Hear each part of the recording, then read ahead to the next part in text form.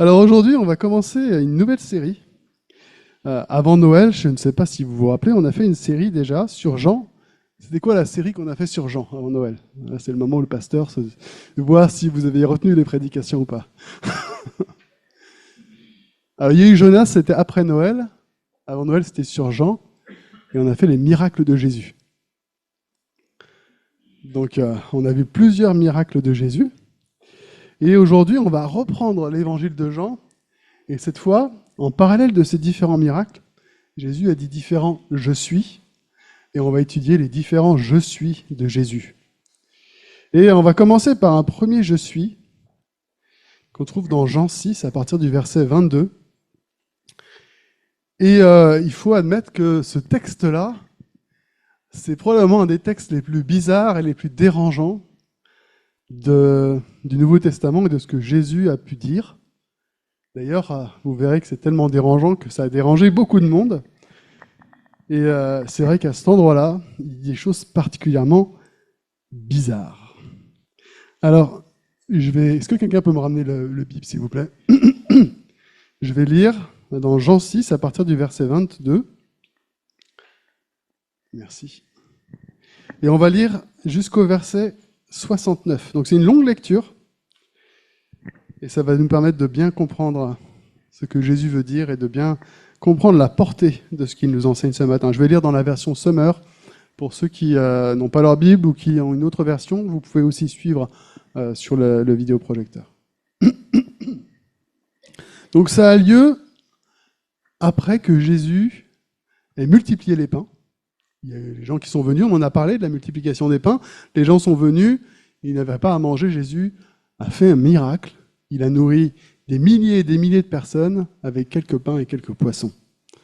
Ensuite, il est parti avec ses disciples, ils ont traversé. C'est à ce moment-là qu'on a vu aussi la prédication sur Pierre qui marche sur l'eau.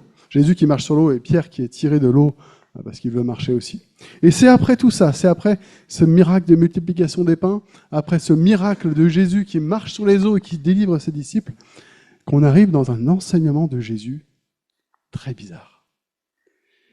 Le lendemain, verset 22, ceux qui étaient restés sur l'autre rive se rendirent compte qu'il n'y avait eu là qu'un seul bateau et que Jésus n'avait pas accompagné ses disciples.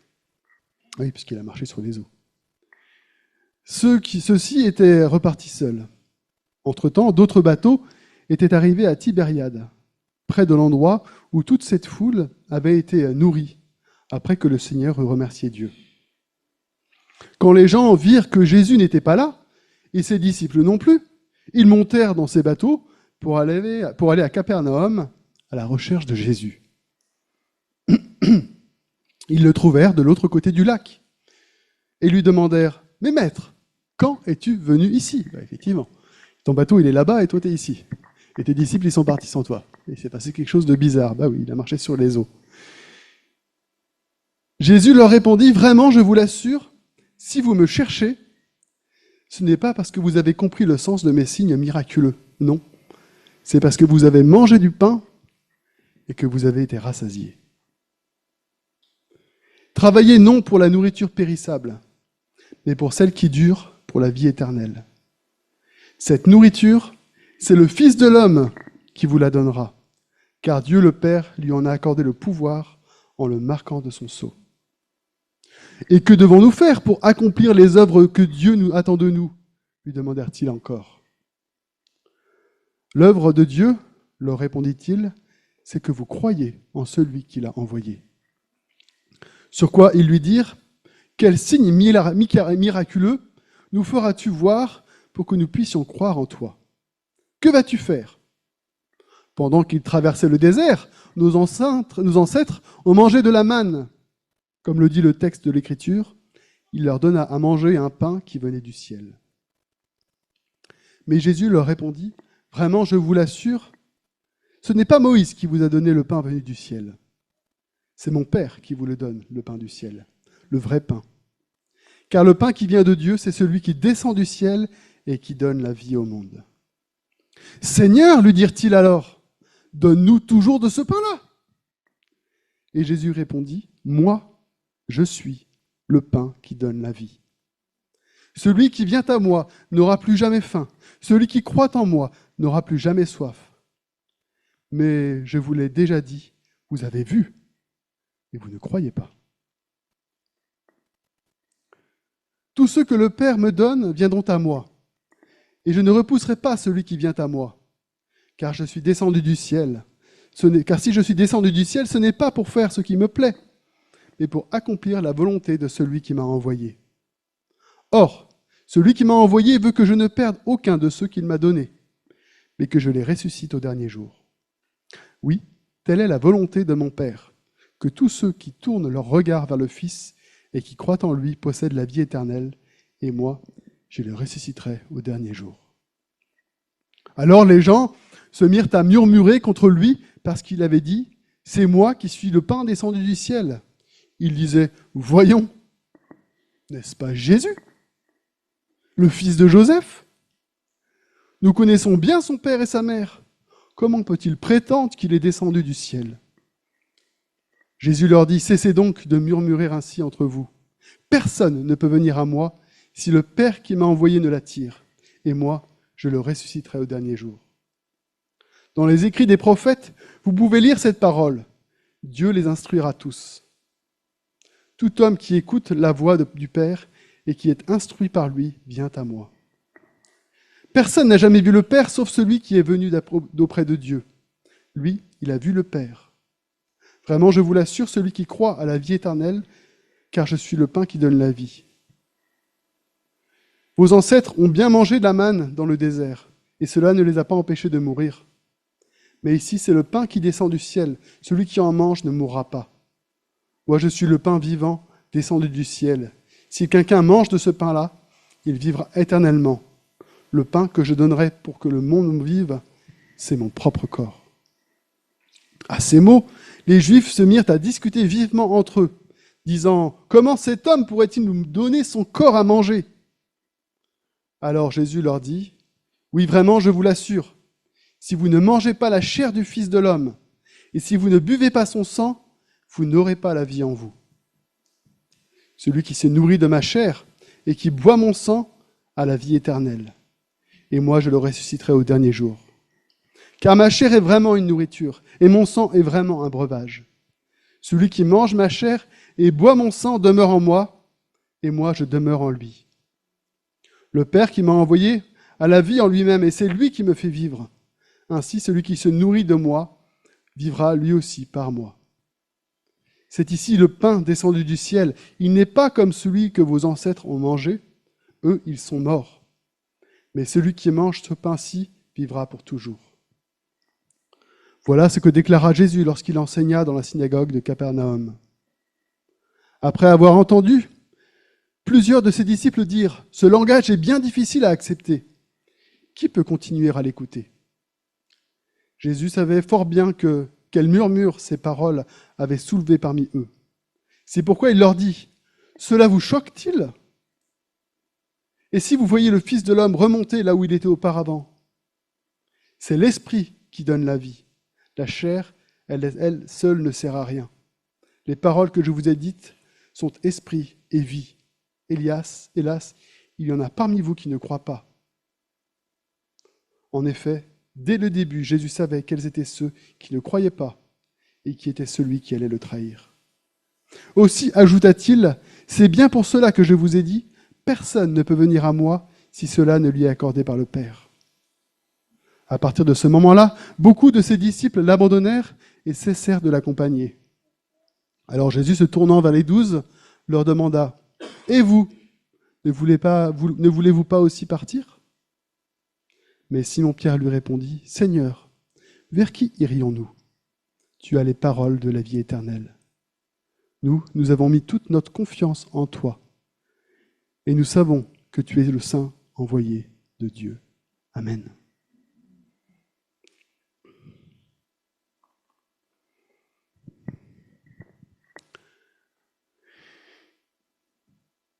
Un texte où Jésus dit des choses étranges. Il faut se remettre un petit peu dans le contexte. Imaginez, Patrice, il est là. Patrice vient me voir et me dit « Simon, j'ai des gros problèmes. Ça va pas, je ne sais pas quoi faire. Et moi, je lui réponds, il faut que tu manges mon corps, Patrice. C'est bizarre. Vous savez, c'est tellement bizarre, cette histoire de manger le corps de Jésus-Christ et de boire son sang, que les Romains, dans les premiers temps de l'Église, pensaient que les chrétiens étaient des cannibales. Parce qu'ils écoutaient aux portes pour savoir ce qu'il se passait.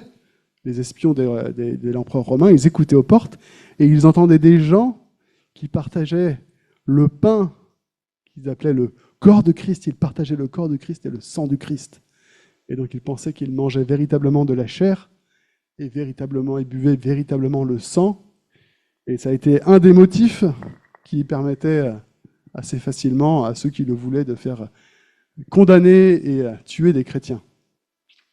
C'est vraiment un texte bizarre. C'est vraiment un texte bizarre parce que Jésus, il ne reste pas sur quelque chose de philosophique en disant « je suis le pain quotidien ». On pourrait dire « nourrissez-vous de mes paroles ». Non, Jésus, il ne dit pas ça. Jésus, il dit « mangez-moi, mangez mon corps et buvez mon sang ». Et quand on entend ces paroles-là, si on ne comprend pas ce que Jésus veut vraiment dire et qui il est véritablement, bah c'est vraiment bizarre. Et c'est normal qu'il y ait des personnes qui disent « mais en fait, c'est dur ce qu'il dit, il est un peu barré celui-là ». Et qu'ils s'en vont. Parce que Jésus ne reste pas dans le poétique. Et ce n'est pas une maladresse de Jésus. Il n'est pas en train de faire une erreur de communication et il ne dit pas à ses disciples « non, non, mais vous m'avez mal compris ». Il fait quelque chose volontairement ici. Jésus, il ne veut pas juste qu'on se nourrisse d'une idée. Il ne veut pas qu'on se nourrisse juste d'un enseignement. Vous savez, des gens qui font des enseignements, il y en a plein. Hein. Il y a eu Gandhi, il y a plein de gens qui ont fait des enseignements. Jésus ne veut pas juste qu'on se nourrisse d'un enseignement. L'enseignement est important, mais il ne veut pas qu'on se nourrisse que de l'enseignement. Jésus ne veut pas qu'on se nourrisse d'une morale juive ou chrétienne. Ça va beaucoup plus loin que ça. Parce que Jésus, là, il parle de son corps. Il parle de son sang. C'est ce qu'il va nous donner comme symbole pour la Sainte Seine. Et ce corps, c'est celui qui va être crucifié. Et ce sang, c'est celui qui va être versé, qui va être offert en sacrifice pour nous. On a besoin de comprendre véritablement ce que Jésus veut dire.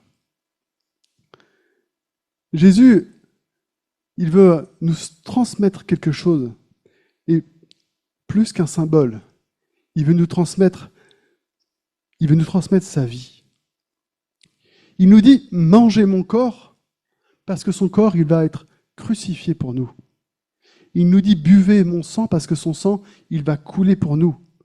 Ce qu'il nous dit, c'est que notre vie tout entière, ce qui nous fait vivre, ça doit passer par sa mort à la croix.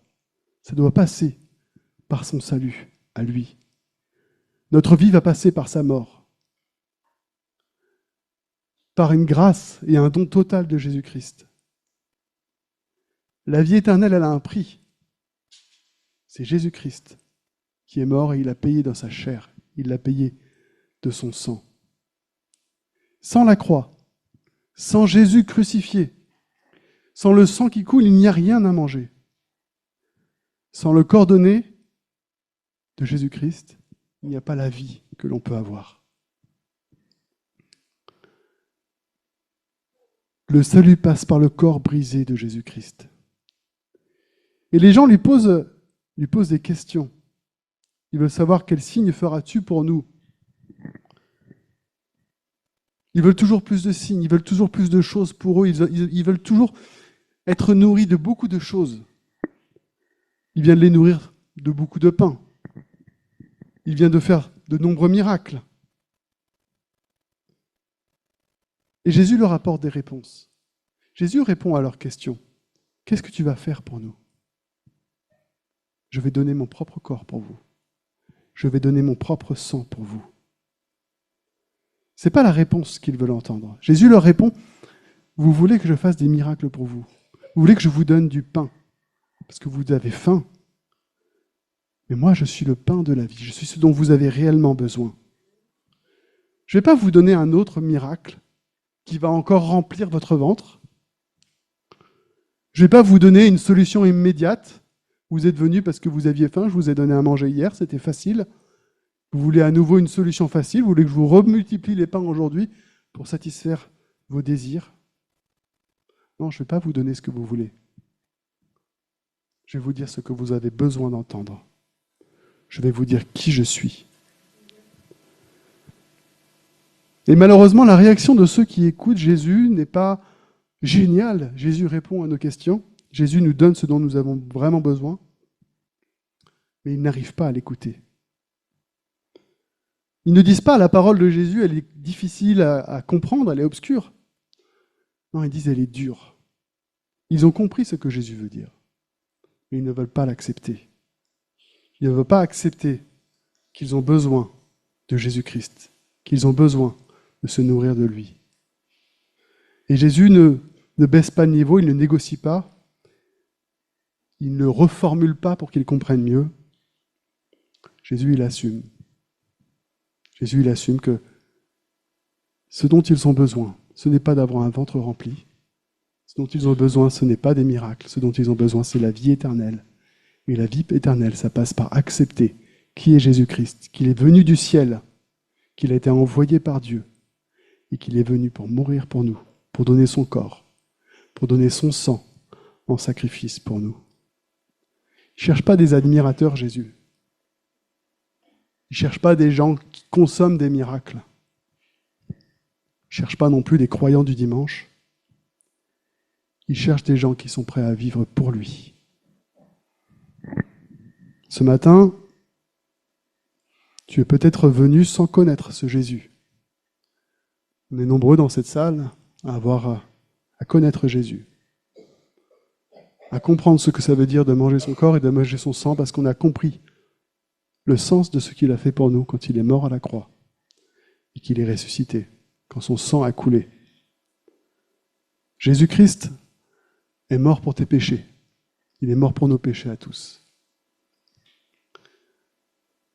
On a tous commis le mal dans notre vie et on a tous besoin d'être sauvés parce que la condamnation de Dieu pour le mal, c'est la mort. Mais Jésus-Christ, il a choisi de venir pour toi ce matin. Il a choisi de venir pour te donner sa vie. Il a choisi de venir pour te donner son corps et son sang qui ont été cloués sur la croix, qui a été cloué sur la croix, son sang qui a été versé sur la croix. Et Jésus-Christ, il te le dit dans son texte. Je ne repousserai pas celui qui vient à moi. Tu peux bénéficier de ce salut que Jésus veut t'offrir ce matin. Simplement, tourne-toi vers Jésus-Christ et demande-lui. Parce que Jésus, il veut t'offrir cette vie éternelle. Il veut te nourrir de son sacrifice. Il veut te nourrir de sa mort et de ta résurrection pour t'offrir la vie éternelle. Si tu as besoin ce matin, si tu ressens un besoin dans ton cœur de suivre, de trouver quelque chose de plus grand, quelque chose qui va te faire vivre, tourne-toi vers Jésus et accepte son corps et son sang. Accepte sa mort pour toi. Quant à nous qui sommes chrétiens, déjà, et pour toi, si tu viens de faire ce choix de suivre Jésus, qu'est-ce que Jésus nous demande vraiment ? On a beau dire que ça parle de son sacrifice, ça parle de sa croix. Pourquoi est-il qu'on a besoin de le manger ? C'est bizarre, il aurait pu utiliser d'autres images. C'est mystique cette histoire, c'est bizarre. Il aurait pu utiliser des images plus simples de la vie humaine. En fait, tout simplement, à travers cela, Jésus, il a quelque chose à te dire ce matin. Il avait quelque chose à dire à ces gens. Et c'est quelque chose qu'il veut nous expliquer, qu'il veut nous enseigner ce matin. Jésus, il te dit, je suis le pain de la vie. Et toi aussi, aujourd'hui, tu dois continuer à me manger. Tu dois continuer à vivre de moi. À notre appel, à notre cri, Quand on lui crie « Jésus, nous voulons plus de toi ». Jésus, nous voulons te voir dans notre vie. Jésus, nous voulons voir ta gloire. Jésus, nous avons faim de toi. Jésus a une réponse toute simple. Tu peux lancer, s'il te plaît, ça ne se pas.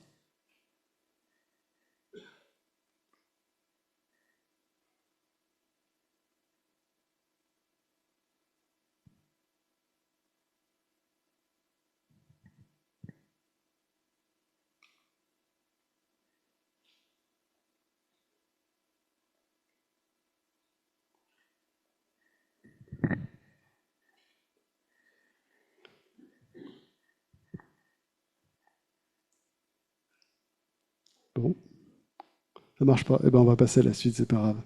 Jésus, il a une réponse toute simple pour toi. Si tu as faim,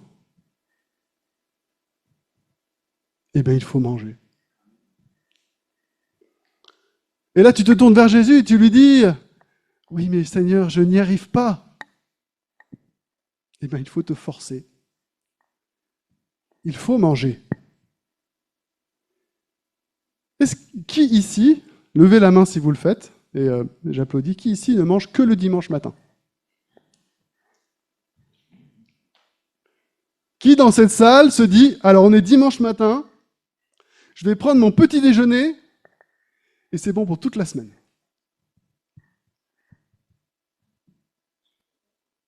Personne? Ah non, personne. Et si vous voyez quelqu'un qui débarque et qui vous dit « Non, mais moi, je ne mange que le dimanche matin et ça me suffit pour toute la semaine », vous lui dites quoi? Tu vas mourir, tu vas avoir des problèmes et tu vas finir à l'hôpital. Ou tu lui dis qu'il dit des bêtises et que c'est un menteur. On mange tous les jours, plusieurs fois par jour. On prend des goûters, des petits snacks par-ci par-là, puis quelquefois un petit truc parce qu'on a besoin de tenir, puis parfois on grignote un peu parce qu'on aime bien manger. Pourquoi Jésus choisit cette image-là de manger? Tu veux mettre la vidéo? Vas-y. C'est plus rigolo avec la vidéo. Pain. On veut du pain. On veut du pain. Bonjour le peuple, comment t'es? Bon, ça ne va pas marcher. D'accord, alors vas-y, le peuple, Riton. On veut du pain. Normalement, il y a la vidéo, c'est pas grave, on va continuer. Le peuple, il veut du pain. Jésus lui dit, tu dois manger. Le peuple, il dit qu'il a faim, mais qu'il n'arrive pas à manger. Jésus lui dit, tu dois te forcer. Pourquoi? Parce que dans la vie, avec Jésus, c'est exactement comme nous devons manger, comme nous devons boire. Ça ne se passe pas que le dimanche matin. Manger le corps du Christ, ce n'est pas un rite magique. Manger le corps du Christ, c'est se nourrir chaque jour de son salut, se nourrir chaque jour de sa grâce, de sa miséricorde, de sa résurrection. Parce que ce n'est pas que le dimanche matin qu'on a besoin de se rappeler que Jésus, il existe. Ce n'est pas que le dimanche matin qu'on a besoin de se rappeler qu'on est pardonné, qu'on a besoin de se rappeler qu'on est aimé, qu'on a besoin de se rappeler de tout ce qu'il a fait pour nous.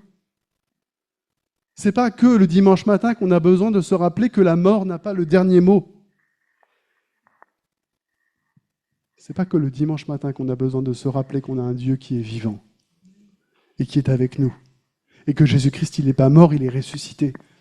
Et qu'il nous a promis qu'il est avec nous tous les jours jusqu'à la fin du monde. Ce n'est pas que le dimanche matin qu'on a besoin de se rappeler de ça. Ce n'est pas une fois par semaine. Ce n'est pas quand j'ai le temps. C'est tous les jours. On ne mange pas quand on a le temps, on mange parce qu'on a besoin de manger, parce que c'est vital. Et c'est ça l'image que Jésus il utilise. En fait, se nourrir de ce que j'ai fait pour vous, se nourrir de mon sacrifice, de mon amour, de ma grâce, c'est pas accessoire. C'est indispensable. Vous en avez besoin pour vivre. Qui est fatigué? Moi, j'ai tendance à être fatigué. Qui lutte tous les jours? Qui a des difficultés? Qui a des problèmes? Ah, vous avez des super vies, dis donc. On a tous des luttes, on a tous des problèmes, on a tous des difficultés. Si on passe une journée de travail entière avec tous les problèmes du boulot, et puis les enfants à la maison et tout ça, et qu'on ne mange pas, on s'écroule.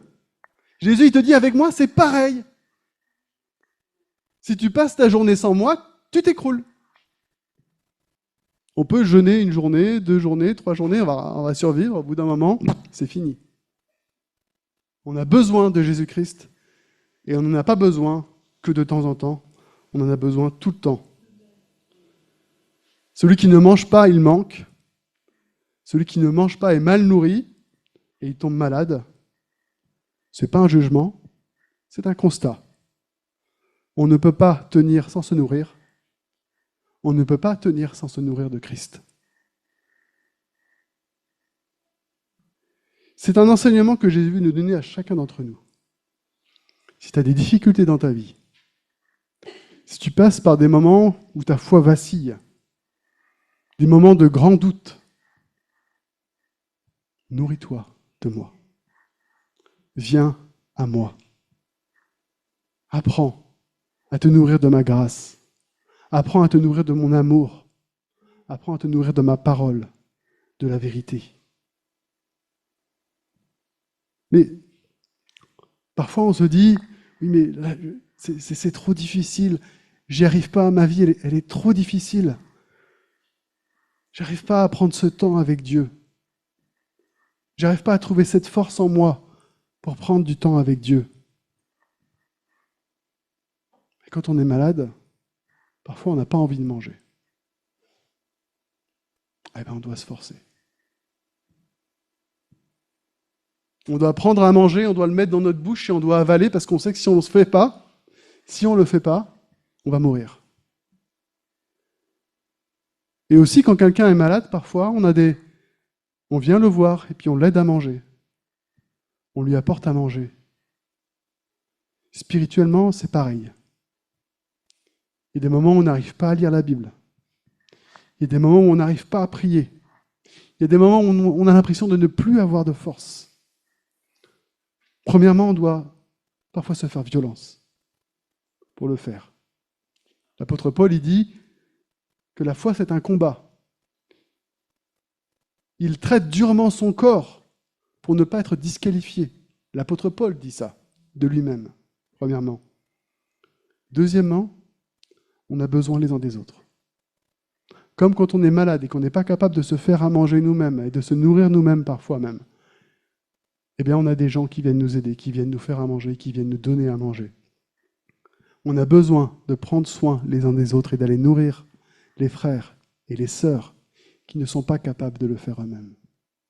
En les visitant pour lire la Bible avec eux, pour prier avec eux, ils ont besoin d'être nourris de Jésus-Christ, même quand ils n'ont plus la force de le faire. Une parole, un encouragement, un verset partagé, une prière simple sont autant de nourriture que nos frères et nos sœurs qui sont dans la difficulté peuvent nous apporter, qu'on peut apporter à un frère ou une sœur dans la difficulté. Vous savez, même les malades qui ne peuvent plus manger, qui sont tellement blessés ou tellement malades qu'ils ne peuvent même plus avaler, on ne les laisse pas sans nourriture, hein. On les met sous perfusion. On a besoin de Jésus-Christ, même quand on est, et encore plus quand on est tout au fond, qu'on n'est plus capable de manger. Et à ce moment-là, on a vraiment besoin de quelqu'un à côté de nous pour nous apporter la parole de Dieu. Autant tu peux parfois être cette personne qui a besoin d'être sous perfusion, autant parfois tu peux être celui qui apporte la perfusion. Et on a un appel tous ce matin à accepter l'aide de nos frères et sœurs, mais être aussi parfois celui, et souvent, celui qui va lui apporter de l'aide, celui qui va lui apporter la parole de Dieu.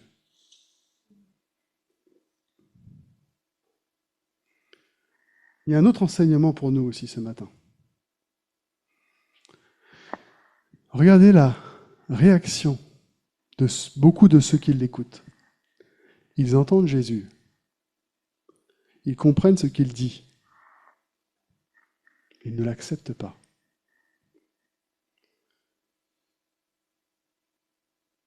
Parfois, peut-être souvent, quand on prie, Dieu nous répond, et sa réponse ne nous plaît pas. Alors on dit qu'il se tait, ou qu'il ne nous répond pas.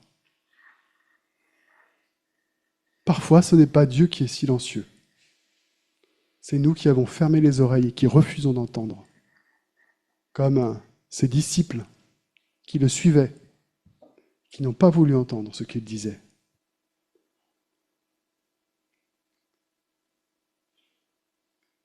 Peut-être que tu as posé une question à Dieu récemment. Peut-être que tu lui as demandé quelque chose pour ta vie. Tu lui as demandé de t'exaucer. Ou tu as voulu connaître sa volonté. Et que tu dis que tu attends encore cette réponse ce matin. Pose-toi la question. Est-ce que Dieu ne t'a pas déjà répondu ? Et est-ce que tu acceptes la réponse qu'il t'a donnée ? Je pense que parfois on n'a pas envie d'entendre les réponses de Dieu parce que ça nous fait sortir de notre zone de confort, ça nous oblige à renoncer à certaines choses, ça nous oblige à accepter des choses qu'on ne veut pas accepter.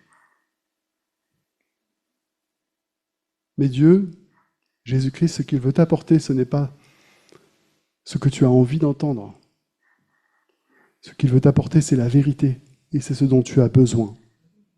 C'est ce qu'il a apporté à ses disciples ce jour-là, et c'est ce qui a fait que beaucoup sont partis. Ne fais pas comme ses disciples ce matin. Accepte ce que Dieu te dit, et suis-le, parce qu'il a les paroles de la vie éternelle.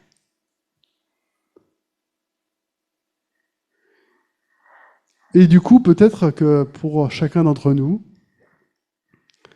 cette semaine, on va avoir besoin de se remettre en question sur ce qu'on mange tous les jours. De quoi est-ce qu'on se nourrit ? Est-ce qu'on se nourrit de Christ ? Ou est-ce qu'on se nourrit de toute autre chose ? Quelle est la place que je donne à Jésus dans ma vie, à chaque instant de la semaine ? Peut-être que ton acte de foi extraordinaire cette semaine, ce ne sera pas un grand exploit spirituel, ce sera peut-être tout simplement de manger Jésus-Christ, son salut, sa grâce, son amour. Peut-être que cette semaine, le grand miracle que tu vas faire dans ta vie, ce sera d'accepter la parole que Dieu t'a donnée. Et plutôt que de faire la sourde oreille à ce qu'il te dit, tout simplement de l'écouter et de répondre oui. Peut-être que ça fait longtemps que tu n'as pas passé de temps avec Dieu dans ta semaine. Et comme quelqu'un qui recommence à manger ou qui recommence à boire après avoir été privé d'eau ou de nourriture pendant longtemps, ça va être dur. Tu ne pourras pas manger des grandes quantités d'un coup. Peut-être que tu vas passer 5 minutes avec Jésus par-ci, 5 minutes par-là. Peut-être que tu vas accepter cette petite réponse que tu as refusée. Et peut-être qu'il y a quelqu'un qui va te susurrer à l'oreille « Comment ? Tu ne vas passer que 5 minutes avec Dieu ? C'est tout !» Et quand le diable il va venir te dire à l'oreille que ça ne vaut pas le coup de passer que 5 minutes avec Dieu, ben toi tu vas lui répondre « Il vaut mieux 5 minutes que rien du tout ». Parce que le diable, il préfère que tu ne fasses pas ces 5 minutes du tout. Et puis tu ne commences pas par 5 minutes, plus 5 minutes, puis finalement tu ne commences jamais. Dieu, au prophète Zacharie, dit ceci. « Qui a méprisé les petits commencements ? Ils auraient dû plutôt se réjouir en voyant la première pierre choisie de la main de Zorobabel pour reconstruire le temple. Tu es le temple de l'Éternel. Et avec la force que Christ te donne, tu vas te reconstruire de tes propres mains, avec Dieu, alors ne méprise pas tes petits commencements. Si c'est que 5 minutes demain matin, dans le métro, parce que c'est tout ce que tu arrives à trouver, eh bien prends que 5 minutes demain matin dans le métro. Et puis tu vas voir que si tu es fidèle, si tu le fais fidèlement, bientôt ces 5 minutes vont devenir 10. Et puis bientôt, il n'y aura pas que 10 minutes le matin, il y aura 10 minutes le matin, puis 10 minutes le midi. Et puis petit à petit, tu vas réapprendre à passer du temps avec Dieu, à te nourrir de lui. Ne méprise pas tes petits commencements. Il vaut mieux commencer petit que ne pas commencer du tout. Il vaut mieux commencer petit que commencer gros et ne pas être fidèle. Sois régulier, sois fidèle. Lis la Bible, chante des louanges, prie, même si ce n'est que 5 minutes. J'ai fait un PowerPoint, mais je ne suis pas du tout, c'est pas grave. Pour conclure, sur tout ce passage, après avoir dit tout ça, après que de nombreux disciples l'aient abandonné, après que Jésus leur a dit qu'on doit se nourrir de lui, effectivement, il y en a beaucoup qui sont partis. Et là, Jésus, il fait un truc, pour les jeunes, ils appellent ça une balle perdue. Il se tourne vers ses 12 et il leur dit « Et vous partez pas ?» Ils n'ont rien demandé, les pauvres. Ils se prennent une remarque. C'est jamais pour rien que Jésus fait des remarques. Il les invite à se positionner, à prendre une décision dans leur cœur. Et Pierre y répond « Seigneur, à qui irions-nous ? Tu as les paroles de la vie éternelle. » Il ne dit pas « j'ai tout compris ». Il ne dit pas « c'est facile ». Il ne dit pas « je suis à l'aise avec ce que tu me dis, que je dois me nourrir de ton corps ». Pierre, ce qu'il dit, c'est qu'en fait, il n'y a pas d'alternative. Tu peux chercher partout. Si ce n'est pas Jésus, tu ne trouveras rien d'autre. Ce n'est pas le monde qui va te nourrir. Ce n'est pas tes illusions qui veulent te nourrir. Ce n'est pas les faux pains qu'on peut manger tous les jours et qui nous donnent l'impression d'être nourris. Il n'y a qu'un seul pain qui nourrit, c'est Jésus-Christ. Il n'y a pas d'alternative autre que Jésus-Christ. Et si on doit se nourrir à Jésus-Christ, ce n'est pas parce que tout va bien, ce n'est pas parce qu'on comprend tout, mais c'est parce qu'il n'y a que Jésus-Christ qui donne la vie. Jésus-Christ, il a les réponses. Jésus-Christ, il est la source. Jésus-Christ, il est le pain. Et il est la vie.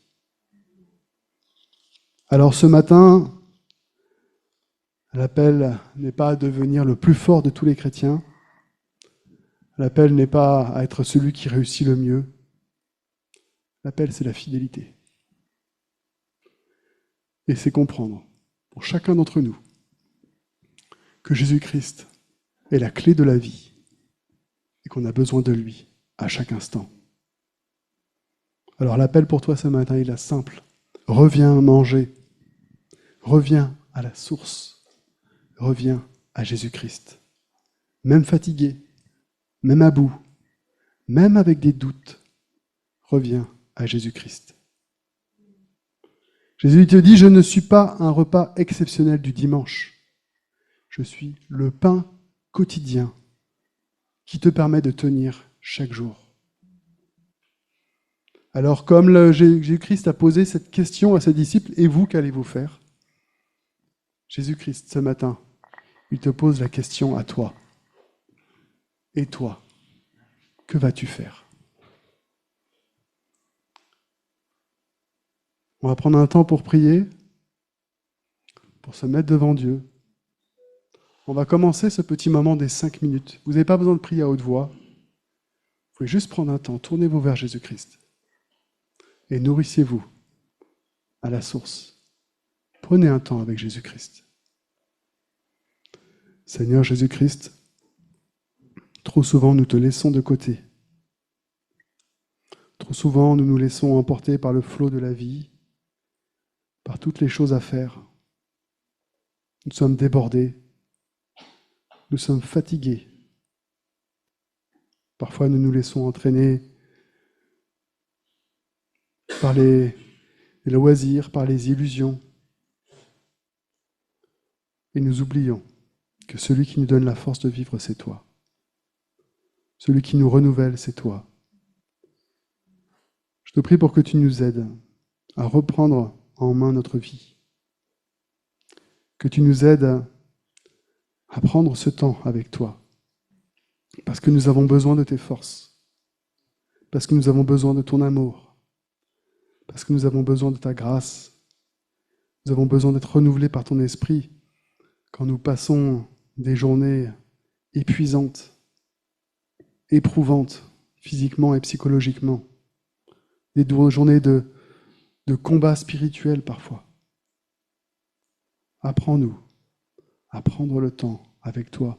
Apprends-nous à manger de ta grâce et de ton amour et de ton pardon. Chaque jour, plusieurs fois par jour. Tu veux faire de nous un peuple d'adorateurs, Seigneur. Tu as dit, tu es avec nous tous les jours jusqu'à la fin du monde.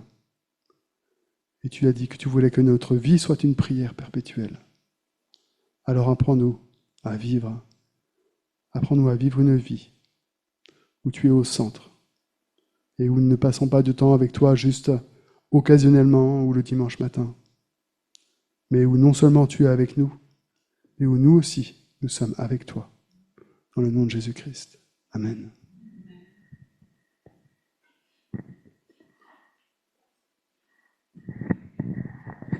Alléluia, amen. Nous sommes arrivés à la fin du culte. Moi, j'ai retenu que Jésus est vital.